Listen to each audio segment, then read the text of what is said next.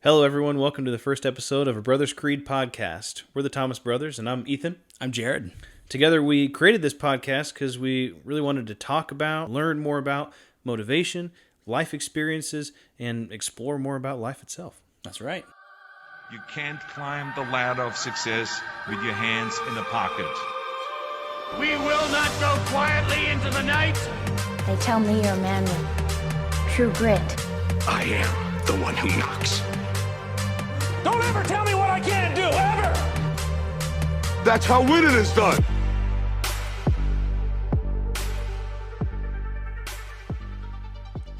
All right, we have a great episode for you today. First, we're going to talk a little bit about ourselves, discuss the podcast, A Brothers Creed, and then we're going to talk motivation, specifically habits.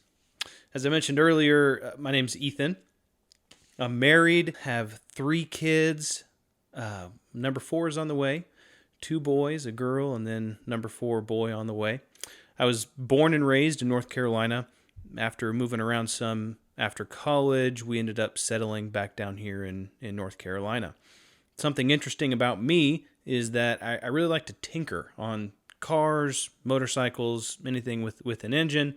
Also, I really like woodworking and doing small projects with metalworking as well in my garage. So Ringmaker. Yeah. I've done some cool things. He's made a few rings, a few knives. Yeah, a few rings, a few knives out of some different things. So I like to restore old shop tools and stuff like that too. But that's a little bit about me. Jared, you want to tell me about absolutely. yourself? So I'm Jared. I'm the older brother, and I not by much though. Only about 18 months or something. Yeah, like that? something. Actually, I think it's 20. But Something like who's that. counting? Who's counting? Anyway, we're at this point. We're so old that it's just like whatever. I also have 3 kids and 1 on the way. We timed our kids just perfectly. Nah, we didn't do that on purpose. But except for I have 3 boys, and then I have another boy on the way. So I'll have 4 boys, and Ethan has a girl, and my wife is eternally upset that we are not having a girl. But she's coming. You can share mine. Yeah, she's coming to the realization that that's just how it's going to be. So I guess a little bit about myself, similar to Ethan, I guess. I grew up in North Carolina, Charlotte area, went to school out west, spent some time in Idaho, spent some time in Utah, got degrees in finance, doing work in finance and analytics. Some of my interests, I have all kinds of interests. At one point I was really into cryptocurrencies. I've been doing a lot of investing. I also like to, at one point I was buying and fixing up dirt bikes and then reselling them. And I was actually trying to do a flipping contest where I was like, I said to myself, like, I'm going to start with $100 and then see how much money I can make. And so I would buy something and then sell it and then Flip your way to a Ferrari. That's right. I didn't get that far, but I got far enough to like, I made about $400, enough to go buy a Rock Island 1911. Hey, well, there you go. 45. That's worth it to me. So yeah, it was pretty cool. But that's a little bit about me. Awesome. Well, let's get into it. First, we wanted to start off talking a little bit about A Brothers Creed and the name of the podcast. First is the brothers, and then second is what is a creed. The brothers, well, you've met us, Jared and I, but really the word brothers to us went deeper than just Jared and I as brothers.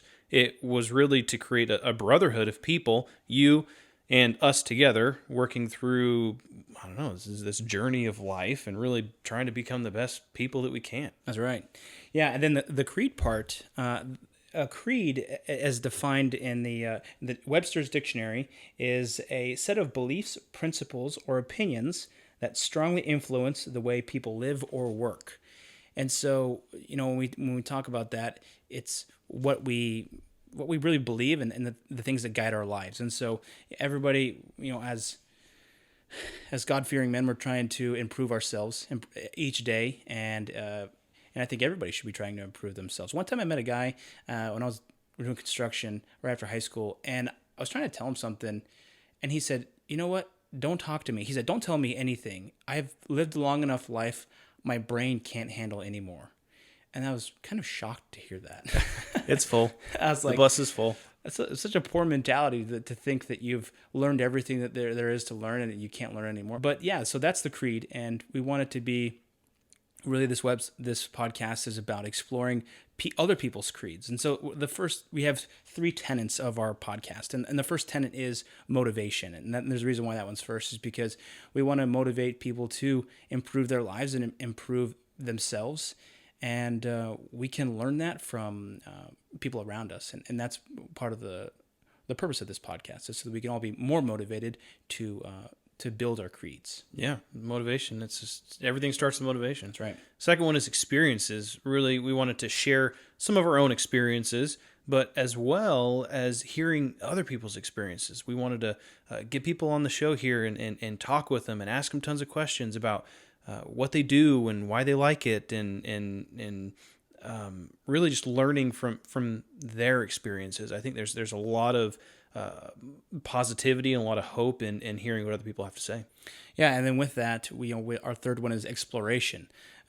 It's kind of just exploring what we don't know. I guess you don't know what you don't know, and I think there's a lot of good things out there that we can incorporate into our own creeds. Many of you out there have your own beliefs and your own strengths that we would like to add into our own. It's like the Borg.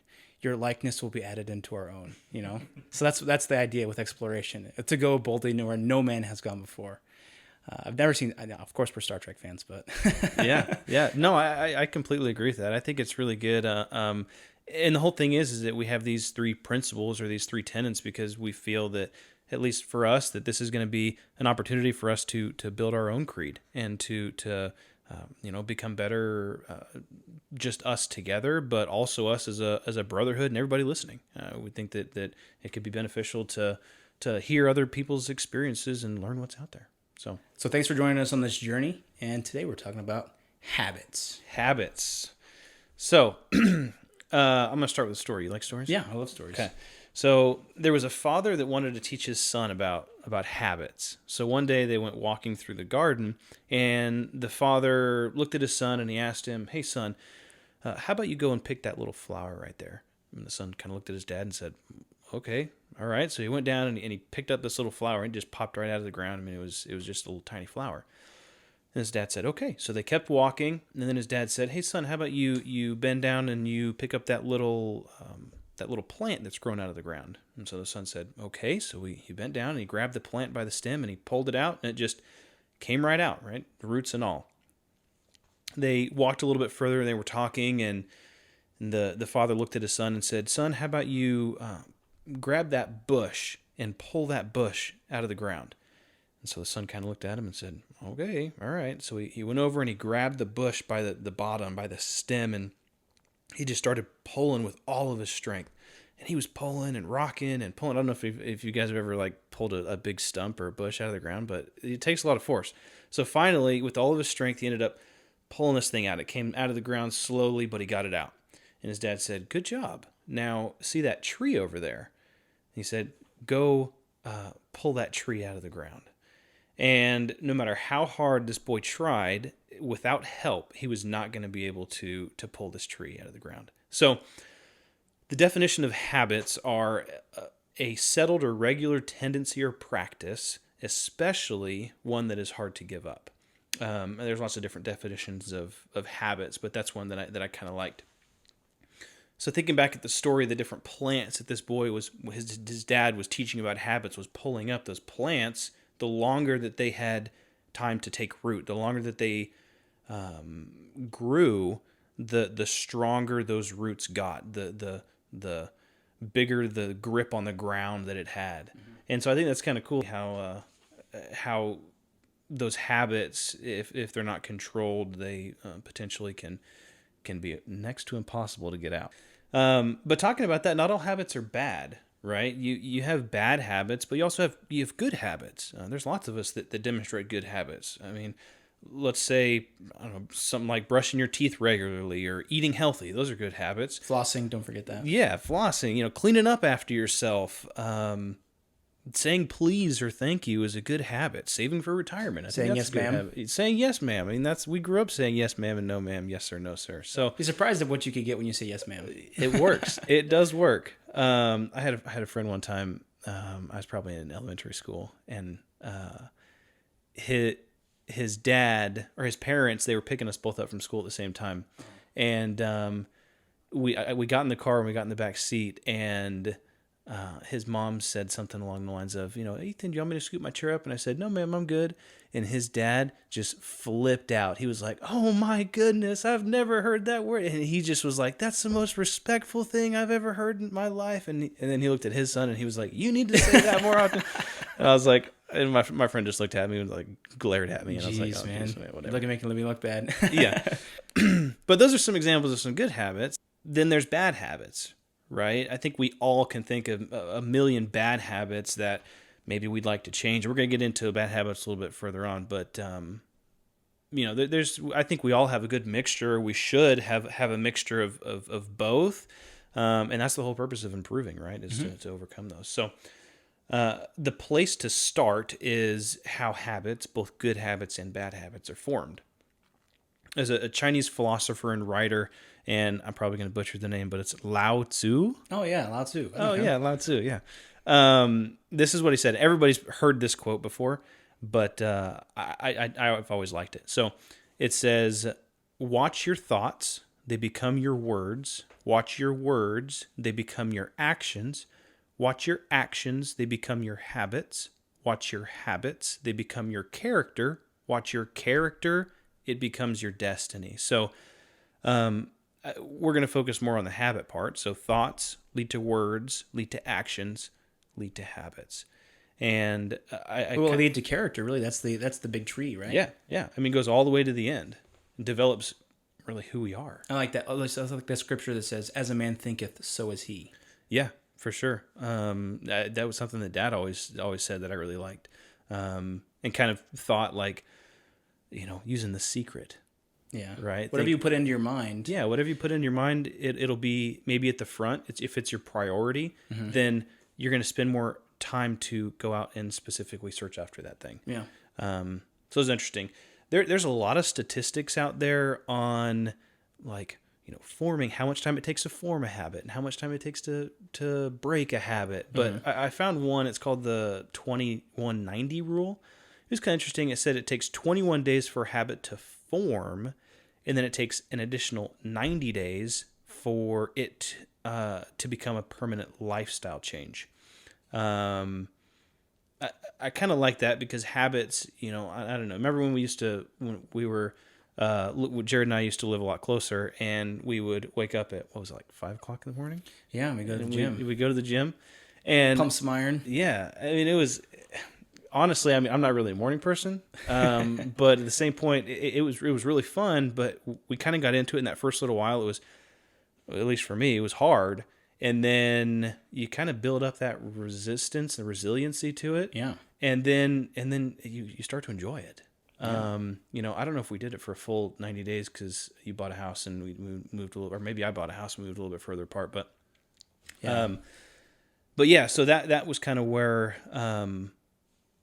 one of the things that I understood about habits is that, they take time. They take time to form, as well as they take time to break, potentially, maybe even longer. I'd say maybe, depending on how deep the roots are. Yeah, depending how deep the roots are. But it's interesting because I was thinking about it. I was like, well, if it takes 21 days, air quotes, 21 days to form a habit, then that's to form a good habit, potentially.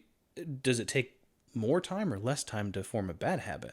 I don't know. I mean, I was thinking, well, maybe it doesn't really take that long, because you think that habits are kind of created, you have habits that are created because it's comfy and cozy, right? Because it's easy. Or because you want some type of relief. Or you want some kind of relief. Or there's habits that are formed from hard work. Yeah. I think, living a healthy lifestyle, it's not the easiest thing to do. No. But maybe just, ordering takeout every night, maybe that's a little bit easier if you can afford it. Yeah. Yeah, exactly. So for good habits and for bad habits, like we say, we each have all kinds of habits that we can probably think about. But really, what does that mean for us in our lives? Going back to the boy and the story in the garden, are we cognizant of what what our habits are? Are we, walking through a grove full of trees and there's just tons and tons of trees? Or are there opportunities for us to maybe bend down and pick a flower before it grows into something, more than it should be? Yeah, absolutely. Yeah, talking about, those bad habits, they can be so destructive. Bad habits can really prevent you from accomplishing your goals. They can waste your time, waste your money, jeopardize your health, your relationships, and your mental health as well as your physical health. If you're eating out every single night, or you're never going to work out, or never moving your body, that's going to take a toll. And if you're, how many countless marriages have been destroyed, and relationships been ruined because of someone has a bad habit or an addiction. When thinking about the habits, I felt like there were kind of two categories. Really, there's kind of the simple things that we do every day, like see a couple examples, like biting on your nails or being messy, chewing with your mouth open. That's something we're trying to teach our kids. Whenever an adult does that, I just am like, oh my gosh. But some people in other countries do that. It's a habit. It's a bad habit. Anyway, so like drinking too much soda, that's like a common one, or eating too much sugar.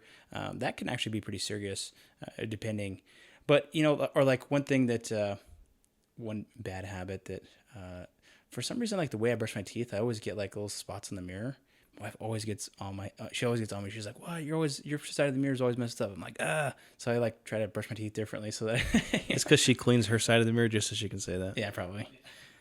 But so then, like, you talk about more. There's like actually more serious bad habits, which kind of creep into the realm of addictions. So we talk about cigarettes. That's one of the hardest addictions to break, from what I've heard. I don't smoke cigarettes, but there's a whole variety of drugs out there. I think they would say heroin is like one hit and you're addicted immediately. Yeah, I mean those super like addictions. I mean that's just maybe a more severe habit, but yeah, I mean, and then you talk about like things like pornography or alcohol addiction, and thinking about these and thinking about some of the good habits that we have. I feel like the good habits that we have oftentimes are out of things that we do, and a lot of these bad habits are weaknesses that we have as people. And I was just thinking about that in the context of like good versus evil, and I was thinking about the 7 deadly sins.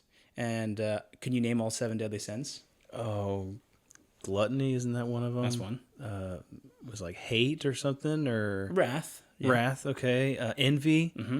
Right. Oh man, there was a Supernatural episode where they talked about all of them, but I can't remember them. Did you ever see Shazam? Yeah. Not the one that was not Kazam. Shazam. So what one's so anyway, the left? so the ones you only got 3. That was a hard fail. So there's so basically they can be broken down to 3 categories, which I find is pretty cool. So the first category is lustful appetite, and that includes lust, gluttony, so gluttony, greed, and envy. So that's kind of falls under the lustful appetite, and you can see how in each one of those categories you can have addictions or bad habits. Lust, you could put that under, what if you have a sexual addiction, or you have a pornography addiction, or something like that, that can affect your marriage or your relationships. Gluttony, I mean, heck, that's really easy. If you're just eating too much, if you're consuming too much, whether that's social media or whether that's some people glut themselves on social media every day. Yeah. Or food, if you're pounding down cheeseburgers every day, you're probably not going to be in that good of health. And so, or greed, if all you're focused on is money, then maybe that can be a bad habit. You're a workaholic or something.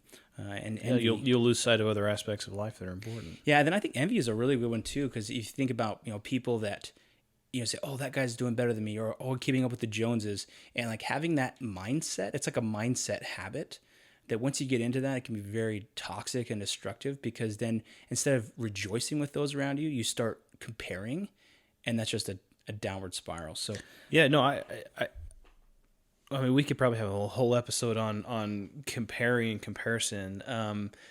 But just a simple quote that I always thought, it's like comparison is the robber of joy. That there's always somebody that has a bigger car. There's always somebody that has a nicer house. There's always someone that goes on a better trip. And if you're constantly seeking out those things and looking at those opportunities and comparing yourself to that, then you can't really enjoy what you have. You know, Absolutely. maybe hey, you still have a car, you still have something that works or whatever else. And so, comparison, and I probably suffer from this myself a lot too. And that's kind of why I like to think about it. And I have in the past is how can I not compare, but enjoy my own success, may it be, and then someone else's as well. Yeah. What was that like Dane Cook skit where he's talking about he's like, everybody's trying to get the bigger truck. He's like, I'm gonna get like a QT 3000, like a cement truck or something like that. You could drive around the neighborhood and like he says he's gonna put all his friends in the back and like the roll around. Yeah. So the next one is the next category. So we have lustful appetite, and we have irascibility, which actually means easily provoked to anger. So that is what wrath would fall under that. So just being angry or hateful. And then the last one, obviously that can be a bad habit to do that. The last one is mind corruption. And this is pride and sloth. Now, I think the definition for slothfulness is just so timely for this episode. And that's why I feel like these categories are really good. It's the habitual absence of interest or habitual disinclination to exertion. Lazy. So yeah, it's like you're you're just like sitting around the house and you're like, yeah, I would rather just sit here and watch Netflix than do anything. That is basically slothfulness. And hey, I like watching Netflix, but I mean, you got to get other stuff done too. Yeah, I mean, all day, every day. If you're watching Netflix like 6 hours at night every day of the week, you probably have a bad habit. What if you multitask? What if you're doing that and watching YouTube videos at the same time? And scrolling Instagram. Then you're being productive. So, also what's interesting about this is that is the only one of these sins, of the 7 sins, that is a sin of omission. So instead of being a sin of commission, where you're doing something that's wrong or doing something that's evil, it's like you're not doing anything, and therefore that is a sin in itself. Just be like, oh, and part of that is like they talk about being slothful, like not fulfilling your duties as a father, not fulfilling your duties as a it mentioned in the thing about like a priesthood holder, or like the priests doing the religious duties. But you could say that about any person, like a family man teaching his kids about God and teaching his kids about what the right things are to do and the wrong things to do. And so shirking that responsibility is a sin in itself. So we talk about all habits. There can be bad habits, but really those bad habits, there's a reason why we have them. And then really it's because they provide some type of a benefit for us. So the benefit could be biological or it can be emotional. A lot of times I feel like they can be emotional. They help us cope with stress, or like biting your nails or tapping your foot or clenching your jaw or overeating, or what myriad of different things. They help us deal with that stress of life. So really the way to change that is to replace it with a good habit. And that's how we get to uproot the bad habits, is replacing it with a good one. So simply stopping a bad habit like smoking cold turkey, some people can do it, but most people can't, because unless you replace that with something new, a new stimulus, then you're just basically going to go back to what you were doing previously, and won't last very long. So one of the things I want to dive into is there's a book called The Atomic Habits by James Clear, and he's got some great resources on his website about his approach to habits and how they're built and what they do. And I wanted to go through one of his kind of cycle of a habit here. So Ethan, if you could help me out with this, I know we both researched this. So first is whenever there's a problem phase, and this is a cue, for example. Can you go ahead and explain what a cue is? So the cue is kind of like a trigger that initiates a behavior, right? A cue is the first indication that a reward is near. Mm-hmm. And so, for example of a cue would be your phone buzzes with a new text message. Now, let's talk about the next problem phase, is the craving. Yeah, so the craving is the motivational force behind every habit. So without motivation, well, there is no habit, because if you don't want to do something, then you're not going to go out and do it if you're too lazy or whatever else it might be. But what you crave is not the habit itself, but it's the feeling or that habit gives you. Yeah, so in this case, like first the cue was your phone buzzes with a new text message. The craving would be you want to learn the contents of that message. And so that goes into the solution phase. You're like, okay, what am I going to do about that? And then So you have the response. the So response. after the craving is the response. The response is the actual habit itself. So it's what, pulling out your phone and looking at it. Yeah, and then that's exactly what it is. Grab your phone and read the text. And then the next one is the reward. Yeah. So the reward is the end goal of every habit. It's the satisfying of that specific craving. And so it also teaches us what actions that are worth it in the future, right? So Exactly. So satisfying your craving in this example, grabbing your phone becomes associated with your phone buzzing. So just a few more examples. For example, one of the ones I thought was pretty good here was the cue would be you hit a stumbling block on a project at work. And then the craving is you feel stuck and want to relieve your frustration. I think everybody has dealt with this. And so the response and your solution phase, you're like, what should I do? Well, you pull out your phone, you start checking social media because it's a way to decompress or to relieve that relax stress. a little bit. Yeah. And so the reward is you satisfy your craving to feel relieved. Checking social media becomes associated with feeling stalled at work. So you're like, I'm stalled at work. What do? How do I cope with this? I go to social media. I go to do this. One other example here is you wake up in the morning. That's the cue. The craving is you want to feel awake and alert. And so the response is, well, you drink a cup of coffee. And the reward is you satisfy the craving to be alert.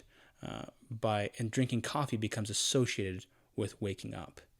And so I think one of the things he talks about in his book is that, and on his website, is that sometimes people, for example, they like drinking not because they like the actual alcohol, but because they like dropping those barriers. They like being in a place where they can just let loose and they can really get to know people and be social, and they feel like alcohol helps them does that, the social lubricant, if you will. And so that is an example of how that cycle works. Pretty interesting. Yeah, no, I completely agree. And I kind of liked how the response that it's not so much that we crave we don't crave the actual cup of coffee, or we don't crave the pulling out your phone. You crave what it does for you. You crave the feeling of the coffee, the energy that it gives you, or you crave the feeling of the feeling a text message gives you when someone reaches out. Yeah. So so he also goes through the ways to break a bad habit. So I'm going to walk through those. First of all, I talked about this. You have to choose a substitute for your bad habit.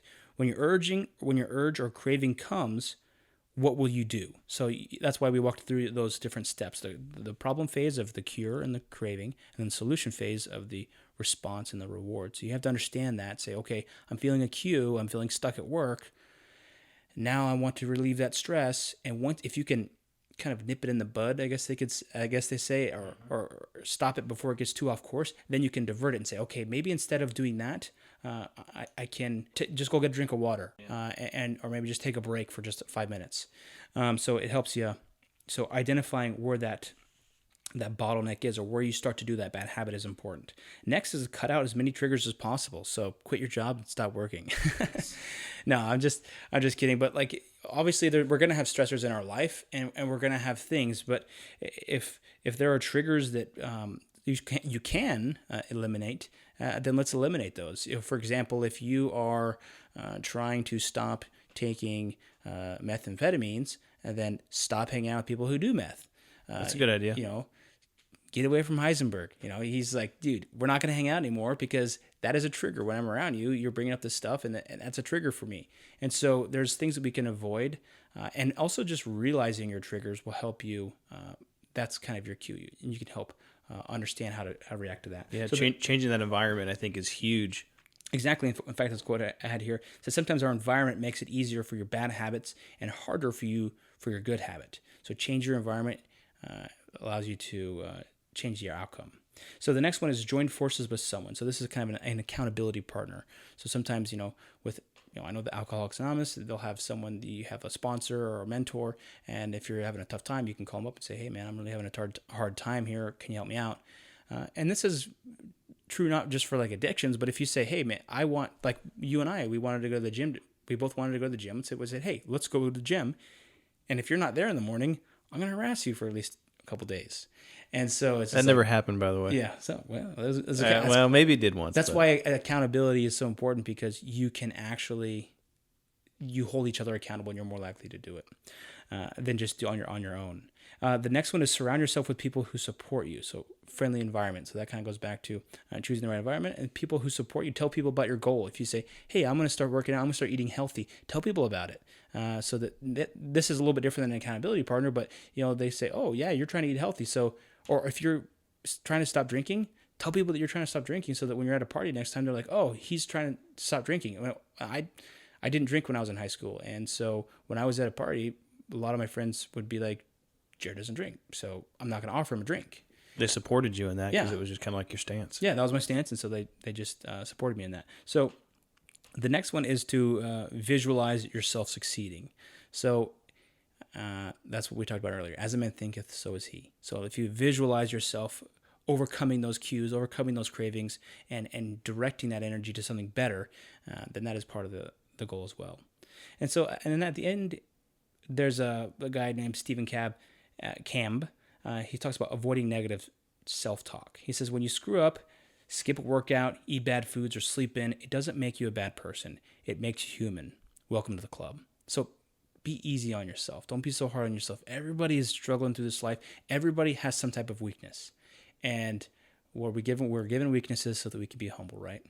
And we have to work through that to try to improve. That's basically the purpose of this whole podcast, is to try to improve our lives and adopt those things which are good.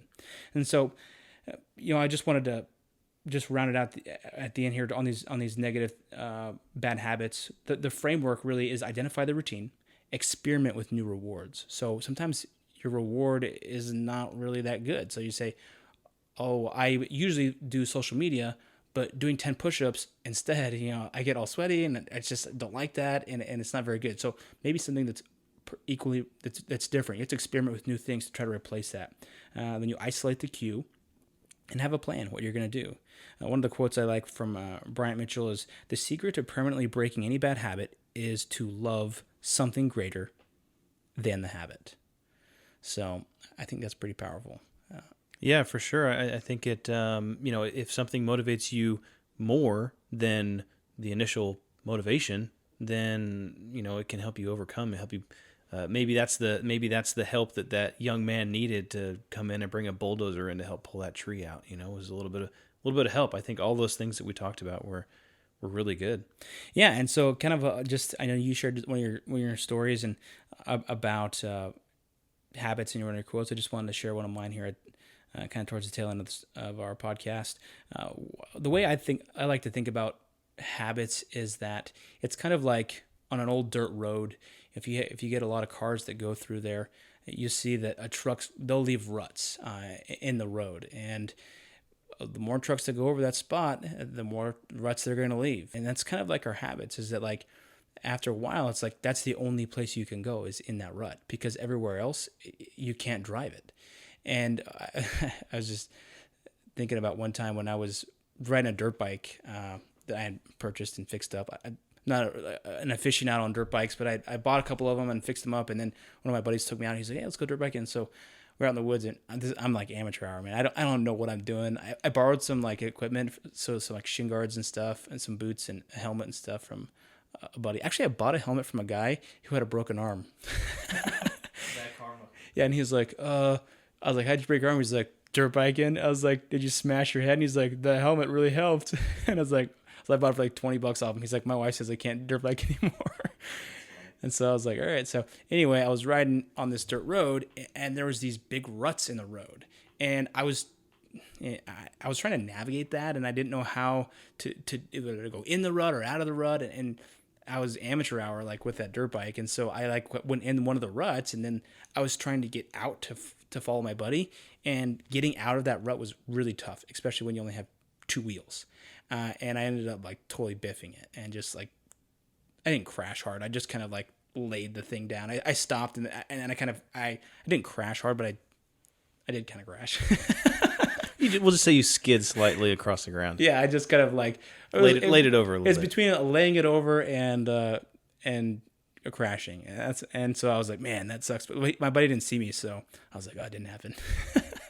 But now everybody knows. So that's kind of how I think of habits. And one quote I want to share here at the end was that this is a quote by Aristotle. He said, "We are what we repeatedly do. Excellence then is not an act, but a habit." And I think that's such a cool thing. I've heard that before, is that whatever you repeatedly do, whatever roots are going in to the ground, that's who you're going to be. And that goes right along with your quote that you said earlier. So, yeah. I like that. I like it a lot. Well, this has been a great first episode, I think. Yeah, I think so too. Yeah, I think it's been good. Well, thanks for joining us, everybody, for the first podcast of A Brother's Creed. Yeah, thanks for joining us. We're going to come up with a couple more episodes in the next few days. We're usually going to do about 2 episodes a month, and every other week is when we'll do it. We'll try to release episodes on Wednesdays, and follow us on Instagram, a.brothers.creed on Instagram, so you can keep up to date on what's going on with us, upcoming episodes, and keep in the loop. A bunch of cool content. That's right. All right, let's build a creed together.